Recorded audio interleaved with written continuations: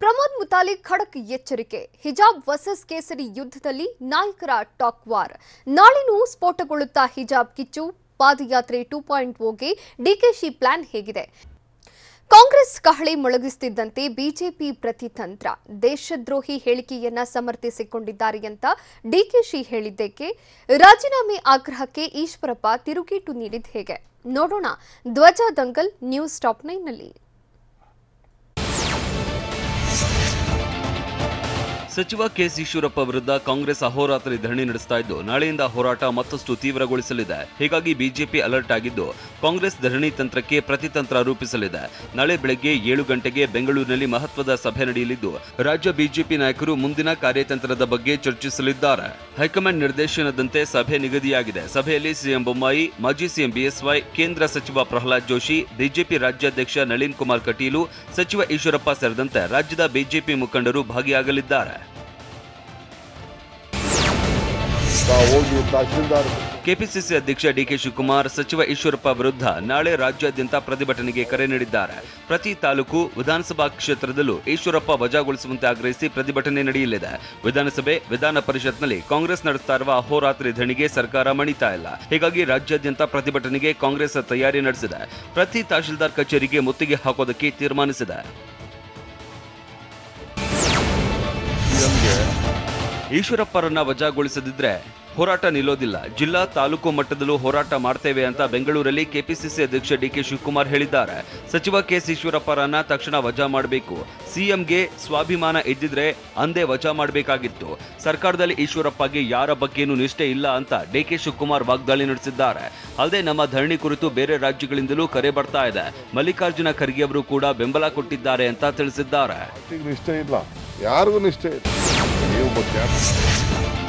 ಸಚಿವ ಈಶ್ವರಪ್ಪ ಬಿಡಿ ಬಚ್ಚಲುಬಾಯಿ ಮಾತನಾಡಿದ್ದಾರೆ. ಆದರೆ ಸಿಎಂ ಬೊಮ್ಮಾಯಿ ಕೂಡ ದೇಶದ್ರೋಹಿ ಹೇಳಿಕೆಯನ್ನ ಸಮರ್ಥಿಸಿಕೊಂಡಿದ್ದಾರೆ ಅಂತ ಡಿಕೆ ಶಿವಕುಮಾರ್ ಆಕ್ರೋಶ ಹೊರಹಾಕಿದ್ದಾರೆ. ಸಚಿವ ಈಶ್ವರಪ್ಪರನ್ನ ಸಮರ್ಥಿಸುತ್ತಿರುವುದಕ್ಕೆ ನಮ್ಮ ಖಂಡನೆ ಇದೆ. ರಾಜ್ಯದಲ್ಲಿ ಅಶಾಂತಿ ಮೂಡಿಸೋದಕ್ಕೆ ಪ್ರಯತ್ನಿಸ್ತಾ ಇದ್ದಾರೆ ಅಂತ ಡಿಕೆಶಿ ಹೇಳಿದ್ದಾರೆ. ಅದೇ ವಿದ್ಯಾರ್ಥಿಗಳ ವಿರುದ್ಧ ಕೇಸ್ ದಾಖಲಿಸಿದ್ದಕ್ಕೆ ಗರಂ ಆಗಿದ್ದು, ವಿದ್ಯಾರ್ಥಿಗಳು ಏನ್ ತಪ್ಪು ಮಾಡಿದ್ರು, ಯಾಕೆ ಕೇಸ್ ಹಾಕಿದ್ರಿ, ಪೋಷಕರಿದ್ದಾರೆ, ಶಿಕ್ಷಕರಿದ್ದಾರೆ, ಅವೆಲ್ಲ ನಿಮ್ಗ್ಯಾಕೆ ಅಂತ ಪ್ರಶ್ನಿಸಿದ್ದಾರೆ. ರಾಷ್ಟ್ರಧ್ವಜದ ಹೇಳಿಕೆ ಬಗ್ಗೆ ಡಿಕೆಶಿ ಎಲ್ಲಿ ಬೇಕಾದರೂ ಹೋಗ್ಲಿ, ನಮ್ಮ ಅಭ್ಯಂತರ ಇಲ್ಲ. ಆದರೆ ಸದನ ನಡೆಸೋದಕ್ಕೆ ಅವಕಾಶ ನೀಡಿ ಅಂತ ಶಿವಮೊಗ್ಗದಲ್ಲಿ ಸಚಿವ ಈಶ್ವರಪ್ಪ ಹೇಳಿದ್ದಾರೆ. ರಾಷ್ಟ್ರಧ್ವಜ ಕುರಿತ ಹೇಳಿಕೆಯ ಬಗ್ಗೆ ಜನರ ಮುಂದೆ ಹೋಗೋಣ, ಜನರೇ ಈ ಬಗ್ಗೆ ತೀರ್ಮಾನಿಸುತ್ತಾರೆ. ಸದ್ಯಕ್ಕೆ ಈ ವಿಷಯವನ್ನ ಇಲ್ಲಿಗೆ ಬಿಡೋಣ. ತಪ್ಪು ಮಾಡಿದವರನ್ನ ರಾಜ್ಯದ ಜನರೇ ತಿದ್ದುತ್ತಾರೆ. ನಿಮ್ಮನ್ನ ರಾಜ್ಯದ ಜನರು ಈಗಲೇ ತಿದ್ದಿದ್ದಾರೆ, ಇನ್ನೂ ನಿಮ್ಮನ್ನ ತಿದ್ದುತ್ತಾರೆ ಅಂತ ಕಾಂಗ್ರೆಸ್ಗೆ ಈಶ್ವರಪ್ಪ ಟಾಂಗ್ ಕೊಟ್ಟಿದ್ದಾರೆ. ಕಾಂಗ್ರೆಸ್ ಧರಣಿ ಬಗ್ಗೆ ಪ್ರತಿಕ್ರಿಯೆ ನೀಡಿರುವ ಗ್ರಾಮೀಣಾಭಿವೃದ್ಧಿ ಸಚಿವ ಈಶ್ವರಪ್ಪ, ಸರ್ಕಾರ ನಡೆಸಿದವರು ಹಠ ಮಾಡಿದ್ರೆ ಏನು ಮಾಡಲಾಗಲ್ಲ ಅಂತ ಹೇಳಿದ್ದಾರೆ. ರಾಜ್ಯದ ಸಮಸ್ಯೆ ಬಗ್ಗೆ ಚರ್ಚೆಗೆ ಪ್ರೀತಿಯಿಂದ ಕರೆಯುತ್ತೇನೆ ಅಂದಾಕ್ಷಣ ಹೆದರಿದ್ದೇನೆ ಅಂತ ಅಲ್ಲ.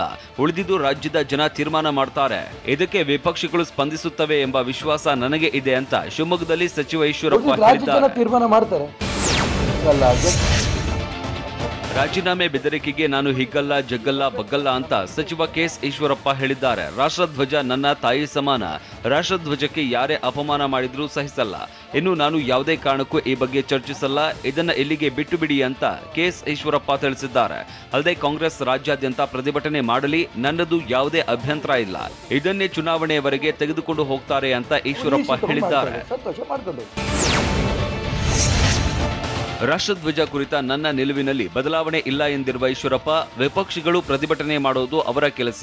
ಈ ವಿವಾದದ ಬಗ್ಗೆ ಜನರೇ ತೀರ್ಮಾನ ಮಾಡ್ತಾರೆ ಅಂತ ಹೇಳಿದ್ದಾರೆ. ಸಿದ್ದರಾಮಯ್ಯ, ಡಿಕೆ ಶಿವಕುಮಾರ್ ನನ್ನ ಸ್ನೇಹಿತರೆ. ಈಗ ಮತ್ತೆ ಹೇಳಿಕೆ ನೀಡಿ ವಿವಾದ ಬೆಳೆಸೋದು ನನಗಿಷ್ಟ ಇಲ್ಲ. ನಾನೊಂದು ಹೇಳಿಕೆ ಕೊಟ್ರೆ ಅವರೊಂದು ಹೇಳ್ತಾರೆ. ಹೀಗಾಗಿ ಈ ವಿವಾದದ ಬಗ್ಗೆ ನಾನು ಮಾತನಾಡುವುದಿಲ್ಲ. ರಾಜ್ಯದಲ್ಲಿನ ಅನೇಕ ಸಮಸ್ಯೆಗಳ ಬಗ್ಗೆ ಸದನದಲ್ಲಿ ಚರ್ಚಿಸುವುದಕ್ಕೆ ವಿಪಕ್ಷಗಳು ಅವಕಾಶ ನೀಡಬೇಕು ಅಂತ ಶಿವಮೊಗ್ಗದಲ್ಲಿ ಸಚಿವ ಈಶ್ವರಪ್ಪ ಮನವಿ ಮಾಡಿದ್ದಾರೆ. ಸಚಿವ ಈಶ್ವರಪ್ಪ ರಾಜೀನಾಮೆ ನೀಡುವ ಪ್ರಶ್ನೆನೇ ಇಲ್ಲ. ಅವರು ಯಾಕೆ ಕ್ಷಮೆ ಕೇಳಬೇಕು ಅಂತ ಕಾಂಗ್ರೆಸ್ ನಾಯಕರಿಗೆ ಶಾಸಕ ರೇಣುಕಾಚಾರ್ಯ ಪ್ರಶ್ನೆ ಮಾಡಿದ್ದಾರೆ. ದಾವಣಗೆರೆ ಜಿಲ್ಲೆಯ ಹೊನ್ನಾಳಿ ಪಟ್ಟಣದಲ್ಲಿ ಮಾತನಾಡಿದ ಅವರು, ಈಶ್ವರಪ್ಪ ಒಬ್ಬ ರಾಷ್ಟ್ರಭಕ್ತ, ದೇಶಭಕ್ತ. ಕಾಂಗ್ರೆಸ್ನವರು ರಾಷ್ಟ್ರದ್ರೋಹಿಗಳು ಅಂತ ವಾಗ್ದಾಳಿ ನಡೆಸಿದ್ರು. ಅಲ್ಲದೆ ವಿಧಾನಸಭೆಯಲ್ಲಿ ರಾಷ್ಟ್ರಧ್ವಜ ಹಿಡಿದು ಪ್ರತಿಭಟನೆ ಮಾಡಿ ರಾಷ್ಟ್ರಧ್ವಜಕ್ಕೆ ಕಾಂಗ್ರೆಸ್ನವರು ಅಪಮಾನ ಮಾಡಿದ್ದಾರೆ. ಕಾಂಗ್ರೆಸ್ನವರೇ ನೈತಿಕ ಹೊಣೆ ಹೊತ್ತು ನಾಡಿನ ಕ್ಷಮೆ ಕೇಳಬೇಕು. ಕಾಂಗ್ರೆಸ್ನವರಿಗೆ ಹೋರಾಟ ಮಾಡಿ ಅನುಭವ ಇಲ್ಲ, ಕೇವಲ ಲೂಟಿ ಮಾಡಿ ಅನುಭವ ಇದೆ ಅಂತ ರೇಣುಕಾಚಾರ್ಯ ಕಿಡಿಕಾರಿದ್ದಾರೆ. ಹಿಜಾಬ್ ವಿವಾದದ ಬಗ್ಗೆ ಸಿದ್ದರಾಮಯ್ಯ ಹೇಳಿದ್ದೇನು? ಧರ್ಮಕ್ಕೊಂದು ಕಾನೂನು ಮಾಡಲು ಆಗಲ್ಲ ಅಂತ ಹೇಳಿದ್ಯಾರು? ಕುಂಕುಮ ಬಳೆ ಬಗ್ಗೆ ಪ್ರಶ್ನಿಸಿದ್ದಕ್ಕೆ ಪ್ರಮೋದ್ ಮುತಾಲಿಕ್ ಕೆಂಡ ಕಾರಿದ್ ಹೇಗೆ? ನೋಡೋಣ ಹಿಜಾಬ್ ಕಿಚ್ಚು ನ್ಯೂಸ್ ಟಾಪ್ 9 ನಲ್ಲಿ. ನಮ್ಮ ಧರ್ಮ ನಮಗೆ, ಅವರ ಧರ್ಮ ಅವರಿಗೆ ಅಂತ ಹಿಜಾಬ್ ವಿವಾದದ ಬಗ್ಗೆ ವಿಪಕ್ಷ ನಾಯಕ ಸಿದ್ದರಾಮಯ್ಯ ಹೇಳಿದ್ದಾರೆ. ಮೊದಲಿನಿಂದ ಅವರ ಧರ್ಮ ಪಾಲಿಸ್ತಾ ಇದ್ದಾರೆ, ಹೀಗಾಗಿ ಹಿಂದಿನಿಂದ ಬಂದ ಸಂಪ್ರದಾಯ ಮುಂದುವರಿಸಲಿ. ಆದ್ರೆ ಮುಸ್ಲಿಂ ಹೆಣ್ಣು ಮಕ್ಕಳ ಶಿಕ್ಷಣ ತಪ್ಪಿಸೋದಕ್ಕೆ ಬಿಜೆಪಿಯವರು ಉದ್ದೇಶಪೂರ್ವಕವಾಗಿ ಹೀಗೆ ಮಾಡ್ತಾ ಇದ್ದಾರೆ ಅಂತ ಬಿಜೆಪಿ ವಿರುದ್ಧ ಸಿದ್ದರಾಮಯ್ಯ ಕಿಡಿಕಾರಿದ್ದಾರೆ. ರಾಜ್ಯದ ವಿದ್ಯಾರ್ಥಿಗಳಿಗೆ ಶಾಲಾ ಕಾಲೇಜುಗಳಲ್ಲಿ ಉತ್ತಮ ಶೈಕ್ಷಣಿಕ ವಾತಾವರಣ ನಿರ್ಮಿಸುವುದಕ್ಕೆ ಬಿಜೆಪಿ ವಿಫಲವಾಗಿದೆ ಅಂತ ಮಾಜಿ ಸಚಿವ ಯುಟಿ ಖಾದರ್ ಆರೋಪಿಸಿದ್ದಾರೆ. ವಿಧಾನಸೌಧದಲ್ಲಿ ಮಾತನಾಡಿದ ಅವರು, ಕಾಂಗ್ರೆಸ್ ಅವಧಿಯಲ್ಲಿ ಇಂತಹ ಪ್ರಕರಣಗಳು ಕಂಡುಬಂದಿರಲಿಲ್ಲ. ಎಲ್ಲರ ಸಹಕಾರದಿಂದ ನಾವು ಉತ್ತಮ ಆಡಳಿತ ನೀಡಿದ್ದೇವೆ. ನಮ್ಮ ಅವಧಿಯಲ್ಲಿ ಇಂತಹ ಒಂದೇ ಒಂದು ಕಿರುಕುಳ ಇರಲಿಲ್ಲ. ಇದೀಗ ಶಿಕ್ಷಕಿಯನ್ನೇ ಹೊರಗೆ ನಿಲ್ಲಿಸುವ ಘಟನೆ ನಡೀತಾ ಇದೆ ಅಂತ ಯುಟಿ ಖಾದರ್ ಹೇಳಿದ್ದಾರೆ. ಹಿಜಾಬ್ ವಿಚಾರದಲ್ಲಿ ಬಿಜೆಪಿ ವೋಟ್ ಬ್ಯಾಂಕ್ ರಾಜಕಾರಣ ಮಾಡ್ತಾ ಇದೆ ಅಂತ ಯುಟಿ ಖಾದರ್ ಆರೋಪಿಸಿದ್ದಾರೆ. ಹಿಜಾಬ್ ವಿಚಾರದಲ್ಲಿ ಕಾಂಗ್ರೆಸ್ ತನ್ನ ನಿಲುವನ್ನ ತಿಳಿಸಿದೆ. ಇದರ ಬಗ್ಗೆ ಕಾಂಗ್ರೆಸ್ ವಿಧಾನಸಭೆಯಲ್ಲೂ ಚರ್ಚಿಸಿದೆ. ಆದರೆ ಹಿಜಾಬ್ ವಿವಾದ ಕೋಮುವಾದಿಗಳ ಪ್ರಸ್ತಾಪಿತ ವಿಚಾರ. ಇದರಲ್ಲಿ ಬಿಜೆಪಿ ಲಾಭ ಮಾಡಿಕೊಳ್ಳುವುದಕ್ಕೆ ಮುಂದಾಗಿದೆ. ಮುಂದೆ ಬಿಜೆಪಿಗೆ ಜನರೇ ತಕ್ಕ ಪಾಠ ಕಲಿಸುತ್ತಾರೆ ಅಂತ ವಿಧಾನಸಭೆ ವಿಪಕ್ಷ ಉಪನಾಯಕ ಯುಟಿ ಖಾದರ್ ಹೇಳಿದ್ದಾರೆ.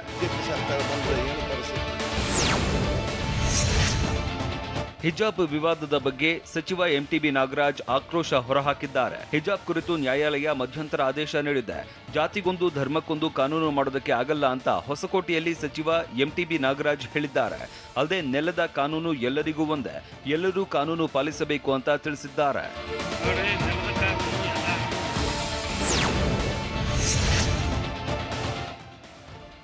ಹಿಜಾಬ್ ವರ್ಸಸ್ ಸಿಂಧೂರ ಸಮರ ತಾರಕಕ್ಕೇರ್ತಾ ಇದ್ದು, ಕುಂಕುಮ ಬಳೆ ಬಗ್ಗೆ ಪ್ರಶ್ನಿಸಿದ್ದಕ್ಕೆ ಪ್ರಮೋದ್ ಮುತಾಲಿಕ್ ಕೆಂಡ ಕಾರಿದ್ದಾರೆ.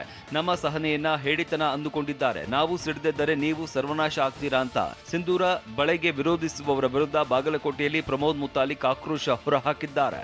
ನಮ್ಮ ತಾಳ್ಮೆಯನ್ನ ಹೇಡಿತನ ಅಂದುಕೊಂಡಿದ್ದಾರೆ. ನಾವು ಎದ್ದರೆ ನೀವು ಎಲ್ಲೂ ಉಳಿಯೋದಿಲ್ಲ. ಇರಾನ್, ಇರಾಕ್ ಹಿಂದೂ ರಾಷ್ಟ್ರಗಳಾಗಿದ್ದವು. ನಾವು ಎಷ್ಟು ದೇಶಗಳನ್ನ ಕಳೆದುಕೊಂಡಿದ್ದೇವೆ ಅಂತ ಮುತಾಲಿಕ್ ಗರಂ ಆಗಿದ್ದಾರೆ.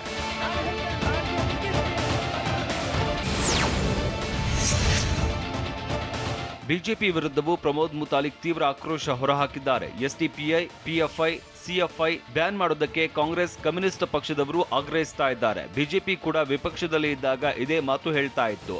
ಆದರೆ ಕೇಂದ್ರ, ರಾಜ್ಯ ಎರಡೂ ಕಡೆ ಬಿಜೆಪಿ ಸರ್ಕಾರ ಇದೆ. ಆದ್ರೂ ಯಾಕೆ ಈ ಸಂಘಟನೆಯನ್ನ ಬ್ಯಾನ್ ಮಾಡ್ತಾ ಇಲ್ಲ? ರಾಜ್ಯದ ಜನರೇ ಇದನ್ನ ಅರಿತುಕೊಳ್ಳಬೇಕು ಅಂತ ಮುತಾಲಿಕ್ ಹೇಳಿದ್ದಾರೆ. ಮುಸ್ಲಿಂ ದೇಶಗಳಲ್ಲೇ ಹಿಜಾಬ್ ಬ್ಯಾನ್ ಮಾಡಲಾಗಿದೆ ಅಂತ ಬಾಗಲಕೋಟೆಯಲ್ಲಿ ಪ್ರಮೋದ್ ಮುತಾಲಿಕ್ ತಿಳಿಸಿದ್ದಾರೆ. ದೇಶದಲ್ಲಿ ಹಿಜಾಬ್ಗೆ ಒತ್ತಾಯಿಸ್ತಾ ಇರೋದಕ್ಕೆ ಕಾರಣ ಇದೆ. ಇಲ್ಲಿ ಇಸ್ಲಾಂ ಧರ್ಮವನ್ನ ಪ್ರತಿಷ್ಠಾಪನೆ ಮಾಡಬೇಕಾಗಿದೆ. ಹೀಗಾಗಿ ಅವರು ಸೊಕ್ಕಿನಿಂದ ವರ್ತಿಸ್ತಾ ಇದ್ದಾರೆ. ಇದೇ ಸೊಕ್ಕು ಅವರನ್ನ ಸರ್ವನಾಶ ಮಾಡುತ್ತೆ ಅಂತ ಶ್ರೀರಾಮ ಸೇನೆ ಸಂಸ್ಥಾಪಕ ಪ್ರಮೋದ್ ಮುತಾಲಿಕ್ ಕಿಡಿಕಾರಿದ್ದಾರೆ. ಅಲ್ಲದೆ ಎಸ್ಡಿಪಿಐ, ಪಿಎಫ್ಐ, ಸಿಎಫ್ಐ ಸಂಘಟನೆಗಳನ್ನ ಬಿಜೆಪಿ ಸಾಕ್ತಾ ಇರೋದಕ್ಕೆ ನಾನು ಬಿಜೆಪಿ ವಿರುದ್ಧ ಆಕ್ರೋಶ ವ್ಯಕ್ತಪಡಿಸಿದ್ದೇನೆ ಅಂತ ತಿಳಿಸಿದ್ದಾರೆ. ಹಿಜಾಬ್ ಕೇಸರಿ ಕಾಳಗದ ನಡುವೆ ಸಿಂಧೂರ ಅಭಿಯಾನ ಶುರುವಾಗಿದೆ. ಕಲಬುರಗಿಯಲ್ಲಿ ಹಿಂದೂ ಸಂಘಟನೆ ಸಿಂಧೂರ ಅಭಿಯಾನ ಆರಂಭಿಸಿದ್ದು, ಅರಿಶಿಣ ಕುಂಕುಮ ಇಟ್ಟು ಬಳೆ ತೊಡುವ ಅಭಿಯಾನ ಕೈಗೊಂಡಿದೆ. ಹಿಂದೂ ಪರ ಸಂಘಟನೆಯ ಮಹಿಳೆಯರು ಕಲಬುರಗಿಯ ಶರಣಬಸವೇಶ್ವರ ದೇಗುಲದಲ್ಲಿ ಅಭಿಯಾನ ನಡೆಸಿದ್ದಾರೆ. ಬಿಂದಿ ಬಗ್ಗೆ ಪ್ರಶ್ನೆ ಮಾಡಿದ್ದಕ್ಕೆ ಸಿಂಧೂರ ಅಭಿಯಾನ ಶುರು ಮಾಡಿದ್ದಾರೆ. ನಾಳೆಯಿಂದ ಕಾಲೇಜುಗಳಲ್ಲಿ ಹಿಜಾಬ್ ಸಂಘರ್ಷ ಮತ್ತಷ್ಟು ತಾರಕಕ್ಕೇರುವ ಸಾಧ್ಯತೆ ಇದೆ. ನಾಳೆಯಿಂದ ಪಿಯು ಕಾಲೇಜುಗಳಲ್ಲಿ ಪ್ರಾಯೋಗಿಕ ಪರೀಕ್ಷೆ ಶುರುವಾಗಲಿದೆ. ಪ್ರಾಯೋಗಿಕ ಪರೀಕ್ಷೆ ಮುಗಿಸೋದಕ್ಕೆ ಮಾರ್ಚ್ 25ರವರೆಗೆ ಪದವಿ ಪೂರ್ವ ಶಿಕ್ಷಣ ಇಲಾಖೆ ಅವಕಾಶ ನೀಡಿದೆ. ಹೀಗಾಗಿ ಹೈಕೋರ್ಟ್ ಅಂತಿಮ ಆದೇಶದವರೆಗೂ ತರಗತಿಗೆ ಬರಲ್ಲ, ಪರೀಕ್ಷೆಗೆ ಹಾಜರಾಗೋದಿಲ್ಲ ಅಂತ ಪಟ್ಟು ಹಿಡಿದಿರುವ ವಿದ್ಯಾರ್ಥಿನಿಯರಿಗೆ ಶಾಕ್ ಎದುರಾಗಿದೆ. ನಾಳೆ ಪರೀಕ್ಷೆಗೆ ಬರೆದಿದ್ರೆ ಮತ್ತೊಮ್ಮೆ ಪ್ರಾಯೋಗಿಕ ಪರೀಕ್ಷೆ ಬರೆಯೋದಕ್ಕೆ ಅವಕಾಶ ಇರೋದಿಲ್ಲ. ಬಿಜೆಪಿ ವಿರುದ್ಧ ಕಾಂಗ್ರೆಸ್ ಗರಂ. ಬೊಮ್ಮಾಯಿಗಿಂತ ನನಗೆ ಅನುಭವ ಜಾಸ್ತಿ ಅಂತ ಸಿದ್ದು ಹೇಳಿದ್ದೇಕೆ? ಹಿಜಾಬ್ ವಿವಾದದ ಹಿಂದೆ ಐಸಿಸ್ ಸಂಘಟನೆ ಇದೆಯಾ? ನೋಡೋಣ ಪೊಲಿಟಿಕಲ್ ವಾರ್ ನ್ಯೂಸ್ ಟಾಪ್ 9 ನಲ್ಲಿ. ರಾಷ್ಟ್ರಧ್ವಜಕ್ಕೆ ಅವಮಾನ ಮಾಡೋದು ದೇಶಭಕ್ತಿನಾ ಅಂತ ಬೆಂಗಳೂರಿನಲ್ಲಿ ವಿಪಕ್ಷ ನಾಯಕ ಸಿದ್ದರಾಮಯ್ಯ ಪ್ರಶ್ನೆ ಮಾಡಿದ್ದಾರೆ. ಬಿಜೆಪಿಯವರಿಂದ ನಾವು ದೇಶಭಕ್ತಿ ಕಲಿಯಬೇಕಿಲ್ಲ. ಬಿಜೆಪಿಯವರ ಮನಸ್ಥಿತಿ ರಾಷ್ಟ್ರಧ್ವಜಕ್ಕೆ ವಿರುದ್ಧವಾಗಿದೆ. ಬಿಜೆಪಿಯವರು ರಾಷ್ಟ್ರಧ್ವಜದಿಂದ ಸ್ಫೂರ್ತಿ ಪಡೆದವರಲ್ಲ ಎಂದು ಬಿಜೆಪಿ ನಾಯಕರ ವಿರುದ್ಧ ಸಿದ್ದರಾಮಯ್ಯ ವಾಗ್ದಾಳಿ ನಡೆಸಿದ್ದಾರೆ.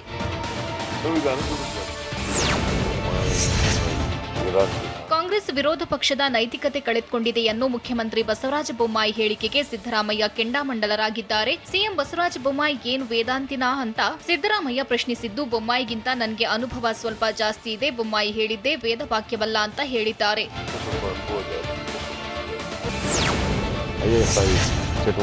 ಹಿಜಾಬ್ ವಿವಾದದ ಹಿಂದೆ ಐಸಿಸ್ ಸಂಘಟನೆ ಕೆಲಸ ಮಾಡ್ತಿದೆಯಂತ ಉಡುಪಿಯ ಕೆಂಜೂರಲ್ಲಿ ಆರ್ ಅಶೋಕ್ ಆರೋಪಿಸಿದ್ದಾರೆ. 6 ವಿದ್ಯಾರ್ಥಿಗಳೇ ಇಷ್ಟೆಲ್ಲ ಮಾಡೋದಕ್ಕೆ ಸಾಧ್ಯವೇ ಅಂತ ಸಚಿವ ಅಶೋಕ್ ಪ್ರಶ್ನಿಸಿದ್ದು, ಕೆಲವರು ಟಿಸಿ ಕೇಳ್ತಿದ್ದಾರೆ, ಶಾಲೆಗೆ ಬರಲ್ಲ ಅಂತಿದ್ದಾರೆ. ಆದರೆ ವಿದ್ಯೆ ಮುಖ್ಯ, ಧರ್ಮವಲ್ಲ ಎಂದು ಮಕ್ಕಳಲ್ಲಿ ವಿನಂತಿ ಮಾಡ್ತೇನೆ. ವಿದ್ಯೆ ಇದ್ರೆ ಧರ್ಮ ಎಲ್ಲವೂ ನಿಮ್ಮ ಹತ್ತಿರ ಓಡಿ ಬರ್ತದೆ. ದೇಶ ದೊಡ್ಡದು, ಧರ್ಮ ದೊಡ್ಡದಲ್ಲ. ಕಾಂಗ್ರೆಸ್ ಪಕ್ಷ ನಂಬ್ಕೊಂಡು ಹೋದ್ರೆ ದೇವರೇ ಗತಿ ಎಂದು ಅಶೋಕ್ ತಿಳಿಸಿದ್ದಾರೆ.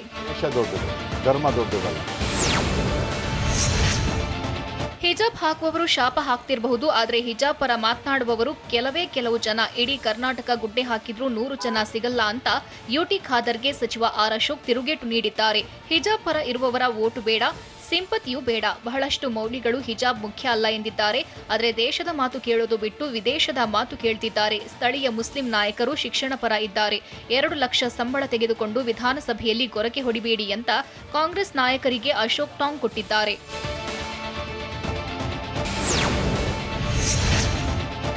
ವಿಧಾನಸಭೆಯಲ್ಲಿ ಹಿಜಾಬ್ ವಿವಾದ ಚರ್ಚೆಗೆ ಬರದಂತೆ ಕಾಂಗ್ರೆಸ್ ನಾಯಕರು ನೋಡಿಕೊಳ್ತಿದ್ದಾರೆ ಅಂತ ಕಾಂಗ್ರೆಸ್ ನಾಯಕರ ವಿರುದ್ಧ ಆರ್ ಅಶೋಕ್ ವಾಗ್ದಾಳಿ ನಡೆಸಿದ್ದಾರೆ. ಸಿದ್ದರಾಮಯ್ಯ, ಡಿಕೆ ಶಿವಕುಮಾರ್ ಒಡಕು ಬೀದಿಯಲ್ಲಿದೆ. ಕಾಂಗ್ರೆಸ್ನ ಬಂಡವಾಳ ಏನೆಂಬುದು ಜನಕ್ಕೆ ಅರ್ಥವಾಗ್ತಿದೆ ಅಂತ ಉಡುಪಿಯ ಕೆಂಜೂರಿನಲ್ಲಿ ಸಚಿವ ಆರ್ ಅಶೋಕ್ ಹೇಳಿದ್ದಾರೆ.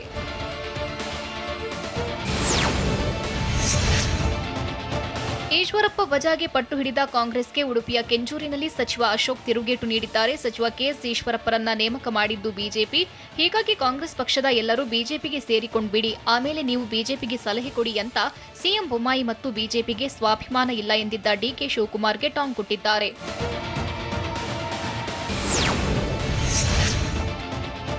ಹಿಜಾಬ್ ಕುರಿತು ವಿದ್ಯಾರ್ಥಿಗಳಲ್ಲಿ ಗೊಂದಲ ಸೃಷ್ಟಿಯಾಗಿದೆ ಅಂತ ಚಿಕ್ಕಬಳ್ಳಾಪುರ ತಾಲೂಕಿನ ಕೇಶವಾರ ಗ್ರಾಮದಲ್ಲಿ ಸಚಿವ ಡಾಕ್ಟರ್ ಕೆ ಸುಧಾಕರ್ ಹೇಳಿದ್ದಾರೆ. ವಿದ್ಯಾರ್ಥಿಗಳಿಗೆ ತಿಳಿ ಹೇಳಿ ಗೊಂದಲ ಬಗೆಹರಿಸುವ ಬದಲು ಕಾಂಗ್ರೆಸ್ ನಾಯಕರು ಉದ್ದಟತನವನ್ನ ತೋರ್ತಿದ್ದಾರೆ. ಸದನದಲ್ಲಿ ಹಿಜಾಬ್ ಕೇಸರಿ ವಿವಾದದ ಬಗ್ಗೆ ಚರ್ಚಿಸದೆ ಸಚಿವರೊಬ್ಬರ ವೈಯಕ್ತಿಕ ಹೇಳಿಕೆಗಾಗಿ ಸಮಯ ವ್ಯರ್ಥ ಮಾಡುತ್ತಿದ್ದಾರೆ ಅಂತ ಕಾಂಗ್ರೆಸ್ ವಿರುದ್ಧ ಸಚಿವ ಡಾಕ್ಟರ್ ಕೆ ಸುಧಾಕರ್ ಆಕ್ರೋಶ ಹೊರಹಾಕಿದ್ದಾರೆ. ಅಧಿವೇಶನದಲ್ಲಿನ ಕಾಂಗ್ರೆಸ್ ಪ್ರತಿಭಟನೆಗೆ ಸಚಿವ ಸುಧಾಕರ್ ಟೀಕಿಸಿದ್ದಾರೆ. ಕಾಂಗ್ರೆಸ್ ನಾಯಕರು ರಾಜಕೀಯವಾಗಿ ಜಿಜ್ಞಾಸೆ ಹೊಂದಿದ್ದಾರೆ, ದಿವಾಳಿಯಾಗಿದ್ದಾರೆ. ರಾಜ್ಯದ ಅಭಿವೃದ್ಧಿಗೆ ಅಹೋರಾತ್ರಿ ಪ್ರತಿಭಟನೆ ಮಾಡ್ತಿಲ್ಲ. ಬದಲಾಗಿ ಸಚಿವ ಕೆಎಸ್ ಈಶ್ವರಪ್ಪರ ಹೇಳಿಕೆ ವಿಚಾರಕ್ಕೆ ಧರಣಿ ನಡೆಸುತ್ತಿರುವುದು ಹಾಸ್ಯಾಸ್ಪದ ಅಂತ ಸಚಿವ ಸುಧಾಕರ್ ಹೇಳಿದ್ದಾರೆ.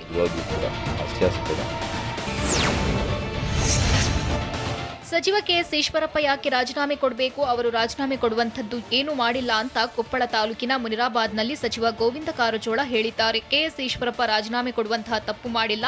60 ವರ್ಷದ ಅಧಿಕಾರದಲ್ಲಿ ಕಾಂಗ್ರೆಸ್ ಪಕ್ಷ ಏನೂ ಮಾಡಿಲ್ಲ. ಹೀಗಾಗಿ ಗಿಮಿಕ್ ಮಾಡ್ತಿದ್ದಾರೆ ಅಂತ ಸಚಿವ ಗೋವಿಂದ ಕಾರಜೋಳ ವಾಗ್ದಾಳಿ ನಡೆಸಿದ್ದಾರೆ. ಟ್ರಕ್ಕಿಂಗ್ಗೆ ಹೋಗಿದ್ದ ಯುವಕ ಬದುಕಿದ್ದೇ ಪವಾಡ. ಅಂಜನಾದ್ರಿಯ ಹನುಮನ ಹುಟ್ಟಿದ ಸ್ಥಳ ಅಂತ ಹೇಳಿದ್ಯಾರು? 4 ಖತರ್ನಾಕ್ಗಳು ಲಾಕ್ ಆಗಿದ್ದು ಹೇಗೆ? ನೋಡೋಣ ಸಮಗ್ರ ನ್ಯೂಸ್ ಟಾಪ್ 9ನಲ್ಲಿ. ಚಿಕ್ಕಬಳ್ಳಾಪುರ ತಾಲೂಕಿನ ನಂದಿಬೆಟ್ಟದ ತಪ್ಪಲಿನಲ್ಲಿ ಟ್ರೆಕ್ಕಿಂಗ್ಗೆ ಹೋಗಿ ಕಾಲು ಜಾರಿ ದುರ್ಗಮ ಪ್ರದೇಶಕ್ಕೆ ಬಿದ್ದಿದ್ದ ಯುವಕನನ್ನ ರಕ್ಷಣೆ ಮಾಡಲಾಗಿದೆ. ಜಿಲ್ಲಾಡಳಿತದ ಮನವಿ ಮೇರೆಗೆ ಯಲಹಂಕದಿಂದ ಆಗಮಿಸಿದ ಭಾರತೀಯ ವಾಯುಸೇನೆಯ ಹೆಲಿಕಾಪ್ಟರ್ ಮೂಲಕ ಯುವಕನ ಜೀವ ಉಳಿಸಲಾಗಿದೆ. ಸದ್ಯ ಯುವಕನಿಗೆ ಚಿಕಿತ್ಸೆ ಕೊಡಿಸಲು ಯಲಹಂಕದಿಂದ ಆಸ್ಟರ್ ಆಸ್ಪತ್ರೆಗೆ ಶಿಫ್ಟ್ ಮಾಡಲಾಗಿದೆ.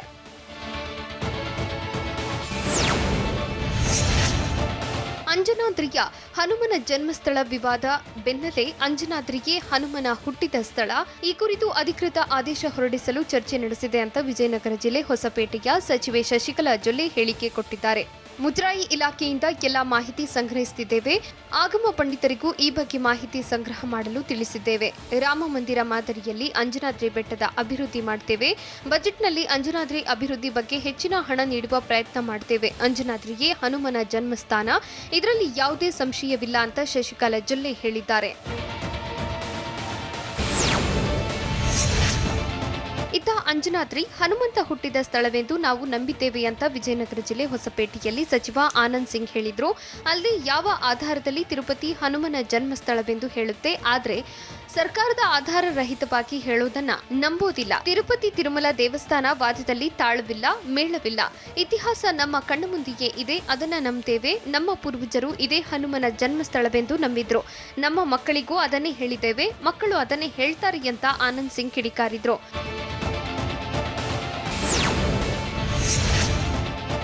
ಸಚಿವ ಈಶ್ವರಪ್ಪ ಹೇಳಿಕೆಯನ್ನ ಸಚಿವೆ ಶಶಿಕಲಾ ಜೊಲ್ಲೆ ಸಮರ್ಥಿಸಿಕೊಂಡಿದ್ದಾರೆ. ವಿಜಯನಗರ ಜಿಲ್ಲೆ ಹೊಸಪೇಟೆಯಲ್ಲಿ ಮಾತನಾಡಿದ ಜೊಲ್ಲೆ, ಕೆಂಪುಕೋಟೆಯ ಮೇಲೆ ಕೇಸರಿ ಧ್ವಜ ಹಾರಿಸೋ ವಿಚಾರದಲ್ಲಿ ತಪ್ಪು ಗ್ರಹಿಕೆಯಾಗಿದೆ. ಈಶ್ವರಪ್ಪ ಹೇಳಿರೋದೊಂದು, ವಿರೋಧ ಪಕ್ಷದವರು ತಿಳಿದುಕೊಂಡಿರೋದೊಂದು. ರಾಷ್ಟ್ರಧ್ವಜದ ವಿಚಾರದಲ್ಲಿ ಯಾರೂ ಕೂಡ ಚಕಾರ ಎತ್ತುವ ಹಾಗಿಲ್ಲ. ಕೆಂಪುಕೋಟೆಯಲ್ಲಿ ರಾಷ್ಟ್ರಧ್ವಜ ಇಳಿಸಿ ಕೇಸರಿ ಧ್ವಜಾರೋಹಣ ಮಾಡ್ತೇವೆ ಎಂದಿಲ್ಲ. ಇವತ್ತಲ್ಲ ನಾಳೆ ರಾಷ್ಟ್ರದ ಧ್ವಜದ ಜೊತೆಗೆ ಕೇಸರಿ ಧ್ವಜ ಕೂಡ ಮತ್ತೊಂದು ಕಡೆ ಇರಬಹುದು ಎನ್ನುವುದಾಗಿದೆ. ವಿನಾಕಾರಣ ಅಧಿವೇಶನ ಮಾಡಲು ಕೂಡ ಬಿಡ್ತಿಲ್ಲ ಅಂತ ಈಶ್ವರಪ್ಪ ಪರ ಜೊಲ್ಲೆ ಬ್ಯಾಟಿಂಗ್ ಮಾಡಿದ್ದಾರೆ.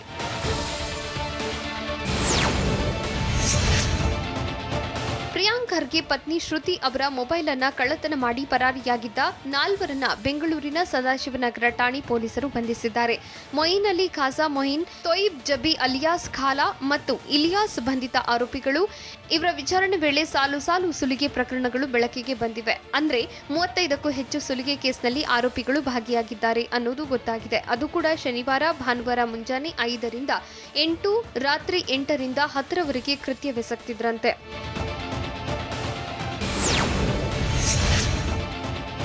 ನಿಷೇಧಾಜ್ಞೆ ಉಲ್ಲಂಘಿಸಿ ಬೈಕ್ ರ್ಯಾಲಿ ನಡೆಸಿದ್ದ ಹಿನ್ನೆಲೆಯಲ್ಲಿ ಪಾಲಿಕೆ ಸದಸ್ಯ ಸೇರಿದಂತೆ 75 ಜನರ ವಿರುದ್ಧ ಶಿವಮೊಗ್ಗದ ಕೋಟೆ ಠಾಣೆಯಲ್ಲಿ ಪ್ರಕರಣ ದಾಖಲಾಗಿದೆ. ಪೊಲೀಸರು ಸ್ವಯಂ ಪ್ರೇರಿತವಾಗಿ ಪ್ರಕರಣ ದಾಖಲಿಸಿದ್ದಾರೆ. ಇನ್ನು ಫೆಬ್ರವರಿ 18ರಂದು ಸಚಿವ ಈಶ್ವರಪ್ಪ ಶಿವಮೊಗ್ಗಕ್ಕೆ ಭೇಟಿ ನೀಡಿದ ವೇಳೆ ರ್ಯಾಲಿ ನಡೆಸಿದ್ರು. ಹೀಗಾಗಿ ರ್ಯಾಲಿ ನೇತೃತ್ವ ವಹಿಸಿದ್ದ ಅರುಣ್ ಕುಮಾರ್, ಯಾನೆ ಜಿಮ್ಮಿ ಮತ್ತು ಮಹಾನಗರ ಪಾಲಿಕೆ ಬಿಜೆಪಿ ಸದಸ್ಯ ರಾಹುಲ್ ಬಿದ್ರೆ ಪುರುಷೋತ್ತಮ್ ಸೇರಿದಂತೆ 75 ಜನರ ವಿರುದ್ಧ ಪ್ರಕರಣ ದಾಖಲಿಸಲಾಗಿದೆ. ಸಕ್ಕರೆ ನಾಡು ಮಂಡ್ಯ ಬಸಪ್ಪನ ಮತ್ತೊಂದು ಪವಾಡಕ್ಕೆ ಸಾಕ್ಷಿಯಾಗಿದೆ. 58 ವರ್ಷದಿಂದ ಇದ್ದ ದೇಗುಲದ ಗುಡ್ಡಪ್ಪ ನೇಮಕ ವಿವಾದವನ್ನ ಬಸಪ್ಪ ಬಗೆಹರಿಸಿದೆ. ಮಂಡ್ಯ ಜಿಲ್ಲೆ ದೊಡ್ಡ ಬಾಣಸವಾಡಿ ಗ್ರಾಮದಲ್ಲಿ 3 ದೇವಾಲಯಗಳಿಗೆ 3 ಪೂಜಾರಿಗಳನ್ನ ನೇಮಿಸಿದೆ. ಜನರ ಗುಂಪಿನಲ್ಲಿ ಕುಳಿತಿದ್ದ 3ರನ್ನು ಗುರುತಿಸಿದ್ದ ಬಸಪ್ಪ ದೇವಾಲಯದ ಮುಂಭಾಗದ ಕೊಳಕ್ಕೆ ತಳ್ಳಿ ಅರ್ಚಕರ ಆಯ್ಕೆ ಮಾಡಿದೆ. ಚೌಡೇಶ್ವರಿ ದೇಗುಲಕ್ಕೆ ಪ್ರತಾಪ್, ಪಟ್ಟಲದಮ್ಮ ದೇಗುಲಕ್ಕೆ ಮಂಜು, ಮಾರ್ಗುನಹಳ್ಳಿ ದೇಗುಲಕ್ಕೆ ಅರ್ಚಕರಾಗಿ ಶಿವಣ್ಣ ನೇಮಿಸಿದೆ. ತುಮಕೂರಿನ ಕೆಎಸ್ಆರ್ಟಿಸಿ ಡಿಪೋದಲ್ಲಿ ನಾಗರಹಾವು ಕಾಣಿಸಿಕೊಂಡು ಕೆಲಕಾಲ ಆತಂಕದ ವಾತಾವರಣ ನಿರ್ಮಾಣವಾಗಿತ್ತು. ಅಂತರಸನಹಳ್ಳಿಯ ಕೆಎಸ್ಆರ್ಟಿಸಿ ಡಿಪೋದಲ್ಲಿ ನಾಗರಹಾವು ಬಸ್ನ ಚಾರ್ಸಿ ಒಳಗೆ ಸೇರಿಕೊಂಡಿತ್ತು.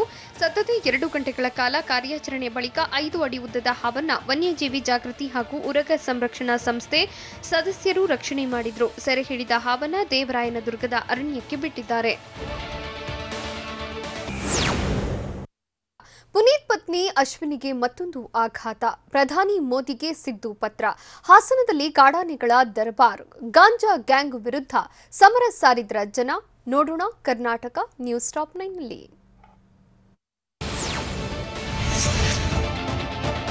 ಪುನೀತ್ ರಾಜ್ಕುಮಾರ್ ಅವರ ಪತ್ನಿ ಅಶ್ವಿನಿ ಅವರ ತಂದೆ ಭಾಗಮನೆ ರೇವನಾಥ್ ಮೃತಪಟ್ಟಿದ್ದಾರೆ. 78 ವರ್ಷದ ರೇವನಾಥ್ ಹೃದಯಾಘಾತದಿಂದ ಬೆಂಗಳೂರಿನ ಎಂಎಸ್ ರಾಮಯ್ಯ ಆಸ್ಪತ್ರೆ ಸೇರಿದ್ರು. ಆದರೆ ಚಿಕಿತ್ಸೆ ಫಲಕಾರಿಯಾಗದೆ ರೇವನಾಥ್ ನಿಧನರಾಗಿದ್ದಾರೆ. ಇನ್ನು ರೇವನಾಥ್ಗೆ 20 ವರ್ಷಗಳ ಹಿಂದೆ ಆಂಜಿಯೋಪ್ಲಾಸ್ಟಿ ಮಾಡಲಾಗಿತ್ತು. ಈ ನಡುವೆ ಇತ್ತೀಚೆಗೆ ಪುನೀತ್ ನಿಧನ ನಂತರ ತೀವ್ರ ಒತ್ತಡಕ್ಕೆ ಒಳಗಾಗಿದ್ರು ಎನ್ನಲಾಗ್ತಿದೆ.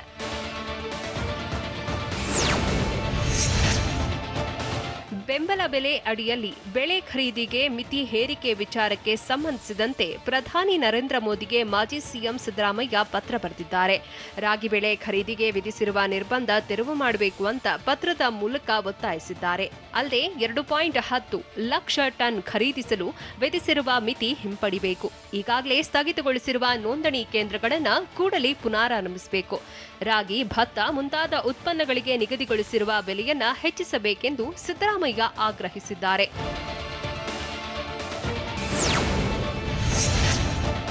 ಅಚ್ಚುಮಲ್ ವಿಭಜನೆಗೆ ಹೈಕೋರ್ಟ್ ತಡೆಯಾಜ್ಞೆ ಹಿನ್ನೆಲೆಯಲ್ಲಿ ಕೆಆರ್ ರಮೇಶ್ ಕುಮಾರ್ ವಿರುದ್ಧ ಸುಧಾಕರ್ ವಾಗ್ದಾಳಿ ನಡೆಸಿದ್ದಾರೆ. ಚಿಕ್ಕಬಳ್ಳಾಪುರ ತಾಲೂಕಿನ ಕೇಶವಾರದಲ್ಲಿ ಮಾತನಾಡಿದ ಸುಧಾಕರ್, ಕೆಆರ್ ರಮೇಶ್ ಕುಮಾರ್ ಓರ್ವ ಸಂಚುಗಾರ.